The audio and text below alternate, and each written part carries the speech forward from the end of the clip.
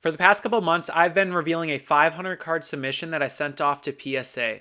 For today's video, I want to dive into the top 5 things I learned that I'll be applying moving forward, and ultimately hope that those help you guys with your orders moving forward as well. I want to help you guys save money so you don't make the same mistakes that I did with this order.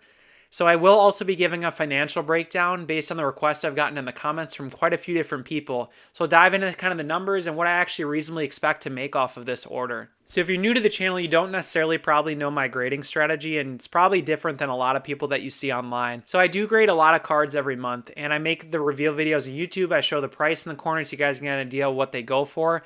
But a lot of times, it's not clear what does the person actually do with the cards behind the scenes. So for me, when I first entered the hobby, I wanted to get a great collection. I knew that, but I didn't have an infinite amount of money. I just started my working career after graduating college.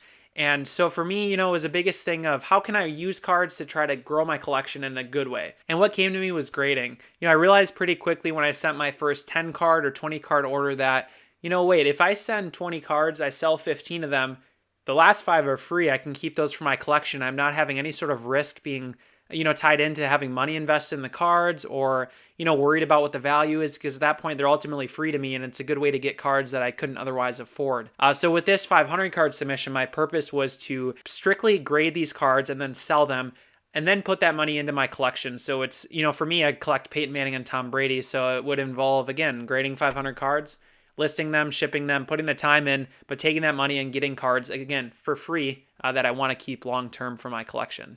I acquired 500 cards just over time while PSA was shut down through a mix of eBay, ComC, and card shows. So again, if you're wondering where these cards came from, that gives you an idea there. So big disclaimer for you guys before I get started. I am not in any way intending this video to be any sort of investment advice or saying that you guys will make thousands of dollars by grading. That's not what I'm doing here. I really just want to share tips that I hope will, again, help you in your orders, whether it's 5 cards or 10 cards, whether it's soccer or football, any of the above. I just want to help you guys out, and if you take something away from this video, that's my biggest hope. But please, please don't feel like you have to duplicate me and to go into debt or something for cards. That's not what this is about. It's for fun, and I just want to entertain you guys, so here we go.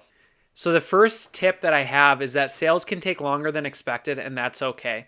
A lot of people will auction off their cards. My strategy with this was to grow an eBay store naturally, so I did a lot of buy it nows. What I would do is get the cards back. I would list them at the cheapest on the site. So for instance, if there was a card that someone had listed for $45, I would put $43.99 or something like that, right? And so that's what I did with all of these cards. So when you do a buy it now like that, you're likely to get a higher value than you would if you just auction your cards most of the time. But it does take a little bit. So as you'll see here, my total cost for the order was $14,000, and that was my cards plus grading fees. And all the numbers I'm about to show you are for about 10 weeks since I got the cards in hand to where we are now. So our total sales are approximately $11,500, and that's off of 209 cards that I've sold. That would be approximately about $55 per card. So after eBay fees and shipping, that leaves us with just under $10,000 sold. And again, that's 209 cards, but after fees, it's about $47 per card. So currently, again, 10 weeks later, I'm sitting in the hole $4,000. And you're probably thinking, oh man, why would you do this, right? This order wasn't worth it. But guys, the point of the order, like I said, was to get cards to grade and sell. And for me, I'm thinking long term. I still have 291 cards left. I'm almost broken even, right? I still have a little bit to go. I approximately probably 5 more weeks until I break even. But at that point, I'll probably have around 100 to 150 cards left that are completely profit, completely free. I'll dive a little further into this in one of my later tips that I'm going to give you guys. But just, I wanted to give the numbers ahead of time so you know financially about where we're sitting. And again, understand that this isn't a quick process. It takes a long time for 500 cards. You can imagine if I just had 200, that's great. I sold them all basically at this point, but 500, it takes quite a while to sell all of those. So my second learning from this order is that not all players are created equal. I want to show you guys the trends of what sold well for me and what has kind of been stagnant. So with this order, I graded mostly legends, right? You see the names there, right? All Hall of Fame, top of their sport players. And I found very quickly that certain players sell quicker than others. Kobe Bryant, I think I sold 20 or 30 cards the first week I listed them, whereas Peyton Manning, there was maybe 1 or 2, right? It started to get better over time there, but you see there is obviously a clear distinction in demand based on player, which is just obvious, right? You guys all are well aware of this. But my point being and why I wanted to share this was that when you're putting an order together, I would highly recommend thinking this through because again, if you're grading with some sort of a strategy, like maybe what I'm putting out where I grade cards and then sell them so my collection is free. Well, to sell the cards and have your collection be free, you actually have to sell the cards first. So this point is just make sure you're grading cards that actually are players that are in demand. If a player means something to you, but you're not keeping the card, you have to understand that you need to be grading stuff that are actually in demand and people want to buy. And again, that'll help you get your collection free quicker. The quicker you sell, the quicker that happens, obviously. So my third piece of advice, and I'm going to, again, this is for myself especially, is that I'm going to force myself to grade no more than 3 of the same copy of a card in an order. So I might, if I buy a lot of 10 cards, I might split them out between 2 or 3 orders. I think that's probably what I'm going to be doing. I have 3 examples here that I want to share with you guys and kind of where I got this from. So one example is this Kobe Bryant card. So I sent, I think, approximately 9 or 10 of these in this order. I got 6 10s, which was awesome. But when you're doing a buy it now strategy like I'm talking about, if you list 6 of them and sit there, with buy it now, it's highly unlikely that they're all going to sell quickly. And actually, you're hurting yourself because you only have one advertisement out there for the 6 cards, right? Well, the way I did it, I listed one listing and put the quantity as 6 because it's quick, it saves time. But right, when somebody's scrolling eBay, they're only going to see one card because they only see your one listing. So the point here is, right, it's kind of dead inventory to have more than a couple of the same card because 6 copies I expect to sell over, 3, 4, 5 months. I don't expect to sell them all at once. So that's kind of, where it can kind of slow you down and really hinder your chance of recouping your cost quickly. Now here's an example where I graded just 2 of a card. I hit 2 10s and it actually worked out really well. So this is a card from 2006 Panini World Cup. I hit 2 10s, which was a surprise to me. It's a tough set to grade. And actually fairly quickly on, so I got my order back and again listed by beginning of October. By October 25th, I sold both of these to the same person for $400. So they just hit buy it now and they bought both copies. And I think this is the benefit where I'm saying where it makes sense to have a quantity in your listing, but to have 6, 7, 8, I think it just gets to be a lot. Now this does apply to sets in a different way, I think. So if you've seen my videos, you know that I graded a ton of cards out of the 2003 LeBron James rookie box set. In that set, there's 20 cards, so numbered 1 through 20. And this photo I've shown here is number 10. So I graded about 3 or 4 copies of each card from that set, numbered, again, 1 through 20. And so something with sets I quickly realized is that a lot of people try to put every single one together, right? So they want every card from the set in a PSA 10 or a PSA 9. So in this instance, grading multiple from the same set was actually a great idea because on the right, you can see I have a listing just showing a snippet of the 3 I have listed.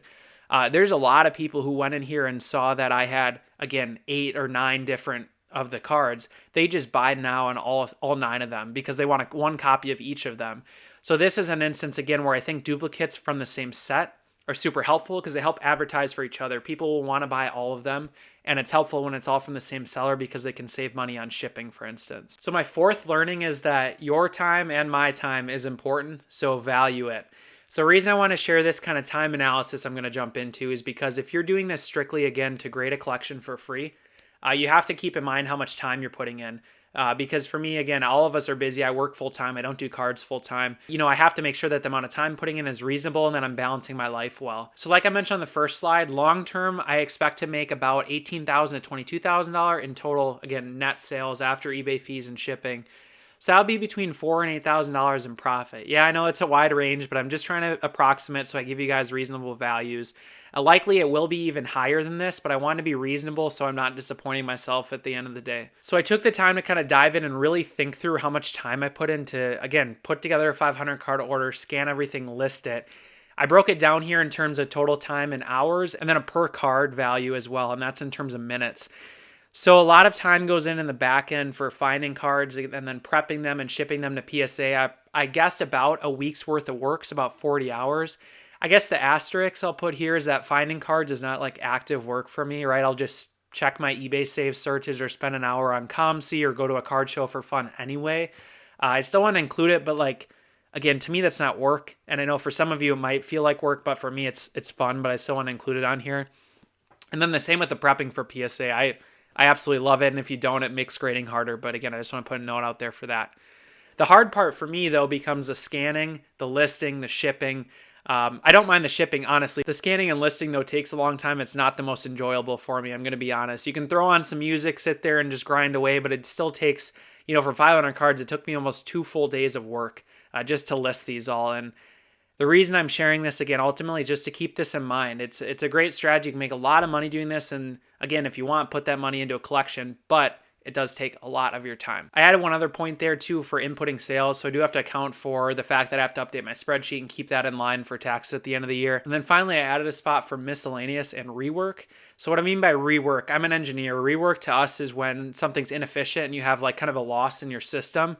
So for my system of grading here, rework would be when I buy a card or I prep a card for grading and I realize that's not worth grading. So that's kind of a loss of efficiency there where I still spent time, again, finding the cards, prepping them for PSA, but then they weren't ultimately sent off and I have to go relist them and sell them. So I guessed about 40 hours for that just because 30 or 40% of the cards I buy aren't worth grading, they just because they can't get a 9 or 10.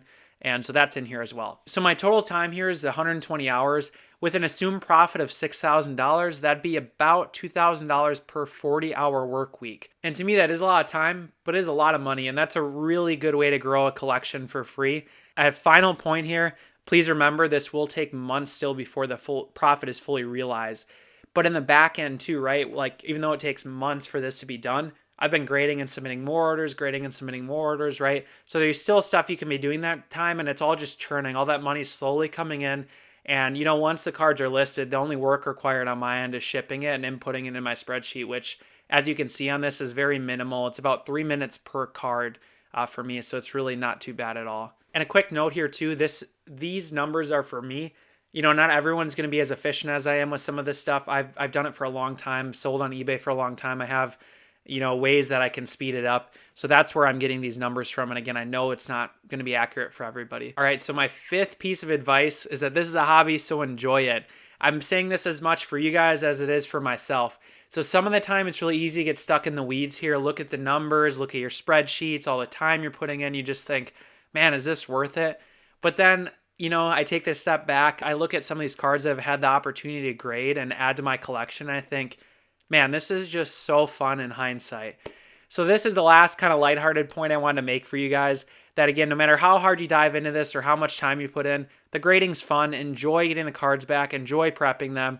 And again, stay responsible. Don't grade cards that you can't afford to do bad on or you can't afford to not sell because it's no fun for anybody if you get into debt for sports cards. If you guys enjoyed this video and want to check out more of my grading reveals, I would highly recommend subscribing if you haven't already. Check out my channels, check out some of the videos. Thanks guys again, and I hope you enjoyed and took something away from this video.